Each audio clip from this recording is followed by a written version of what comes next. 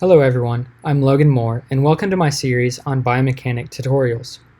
In today's episode, we'll be focusing on understanding vectors. To understand some of the more complicated applications in biomechanics, we first need to understand some of the base mathematical processes. Let's go ahead and dive in. There are two common quantities in math and physics. They are scalar and vector quantities. Scalar quantities can be described with magnitude alone, such as distance or mass, while vectors have both direction and magnitude, such as velocity or force. Here are some of our common equations we will be using to find the magnitude or direction of a vector. X is the horizontal coordinate, y is the vertical coordinate, r is the magnitude, and theta is the angle or direction. A key note here is that when solving these problems, we want to make sure our scientific calculator is set in degrees and not radians. Let's go ahead and solve our first question. Compute the x component of the vector, 350 newtons at 70 degrees. Our first step is to draw our vector out and then write our equation. We are going to be in quadrant 1 as our vertical axis is 90 degrees and our horizontal axis is 0 degrees. Our equation here is going to be x equals r cosine theta.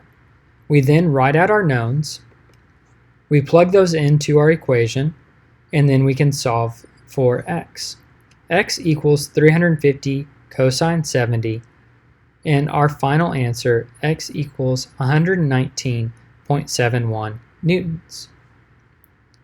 Now let's solve for the y component of the vector. We have the same vector, so our drawing will be the same. This time our equation will be y equals r sine theta. We go ahead and write out our knowns, plug them into our calculator, and we have y equals 328.89 newtons. We can also solve the magnitude and direction given our x and y components. Here our first step will also be to draw out our vector, so we go over -5 along our x-axis and go down our vertical y-axis -9. This places us into quadrant 3. Our formula here will be acceleration equals the square root of x squared plus y squared. Theta equals inverse tangent y over x. We add our knowns into our equations, and we have acceleration equals the square root of -5 squared plus -9 squared. Our magnitude comes out to be 10.3 meters per second squared. For our direction, we get inverse tangent -9 over -5 plus 180. We add 180 degrees. As we are solving, we are wanting to know our counterclockwise angle from our 0 x-axis. So we want to know the angle that goes all the way across, starting at 0 to our vector.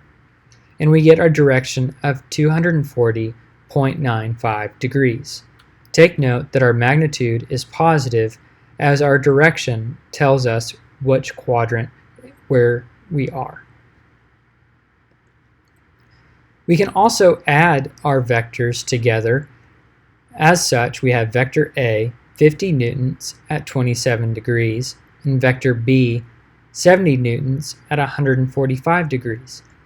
This is like having two forces being applied on one object. So our first step is to draw out our first vector, and then we'll draw out our second vector, and then add in our third.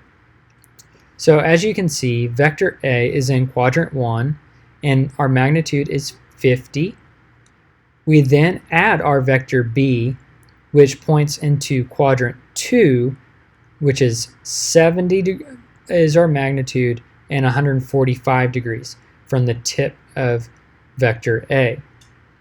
We then draw our vector C from the starting point of vector A to the end point of vector B, making a nice little triangle.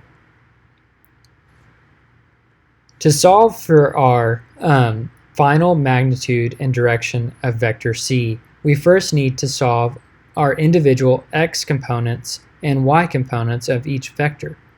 So for our vector a, we have our x component being x sub a equals 50 cosine 27, which comes out to be x sub a equals 44.55.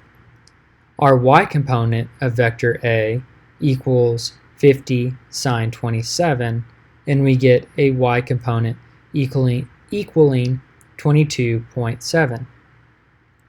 For our vector b, we get our x component to be 70 cosine 145, and we have our vector b x component to be equal to negative 57.34. Our y component is 70 sine 145, and our final y b equals 40.15. We are then going to add our x components together and then add our y components together. So we have x equals x sub a plus x sub b, 44.5 plus negative 57.34. Our x final is negative 12.79. Our y component is 22.7 plus 40.15 for our final y to be 62.85. We can then infer back to our picture and note that our x is negative 12.79 and our y is positive 62.85. Now we are able to solve for magnitude and our direction. Our magnitude equals the square root of x squared plus y squared. So our magnitude comes out to be the square root of negative 12.79 squared plus 62.85 squared. So our final magnitude is 64.14 newtons. For our direction, we have our inverse tangent y over x. So inverse tangent 40.15 divided by negative 12.79. We add 180 degrees as we are in quadrant 2, and we want to know the counterclockwise angle from our 0 x-axis. So we want to know this angle, and so our direction comes out to be 101.5 degrees. Thank you for watching, and if you have any questions, please comment below. Please like and subscribe for more tutorials. Thank you.